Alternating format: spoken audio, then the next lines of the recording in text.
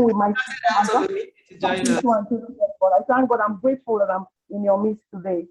Yeah, thank you, Ma. Thank you very much. Thank you very much. Let me go over to you, Nathan.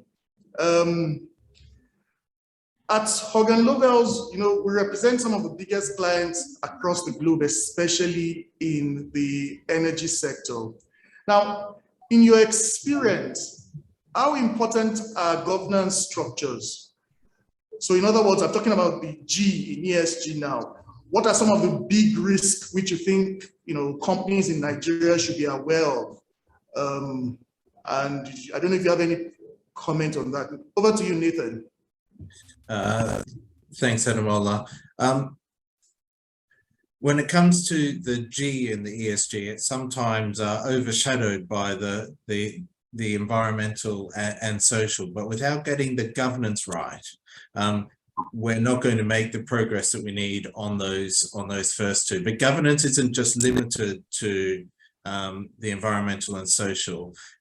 It really is an attitude of companies to managing risk. And what are some of those key risks? I think technology, it's touching on all companies. And we're increasingly seeing core functions of businesses that are being outsourced or where technology is impacting. And I think that's an area where it's really important that the internal legal and compliance and risk function are joined up with the business and the IT and the technical people to understand what these emerging risks are. We've had some high-profile examples in the UK recently where technology projects have gone wrong with something that's core to the business and has had a disproportionate impact. And it's really important that those these big projects that involve new technology get a thorough assessment from a risk perspective. As Toyo has already touched on, governance now isn't just the governance within the company. You need to be looking at the governance structures up and down your supply chain. What are your contractors doing? What is the governance structures that they have? And what commitments do you need to put into your contracts and agreements to ensure that they maintain good governance? We also see it not just in supply chain, but in a mergers and acquisitions context, getting into the due diligence to see what governance issues there might be and how to address those to ensure that there's no future risk there.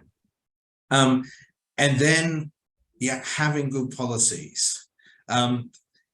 If you have good policies on governance and how to respond, particularly in a regulated sector, what are the policies in terms of our engagement with regulators and notifying them? If you have good policies, but they sit in a bottom drawer, that can be a bit of a disaster because something happens and then people are not following the policies, and then from a reputational and a legal risk perspective, those policies are then used as a rod to beat you and say, why didn't you follow the policies? You had them there. So it's so important that there's a training element, that these governance policies are communicated from the top, they're communicated regularly, because if you have good governance policies and a major incident happens, people know what their reporting obligations are.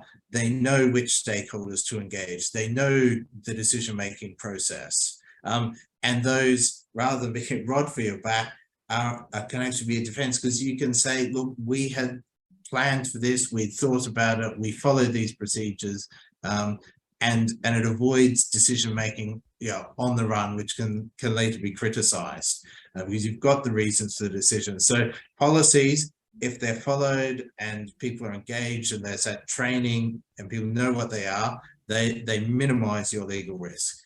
If you have good policies and you draft them and put them in the bottom drawer, they can really come back and actually increase the risk. So it's so important that there's that engagement, and there's not a disconnection between what the company policy is and then what people are doing and what they're trained to do.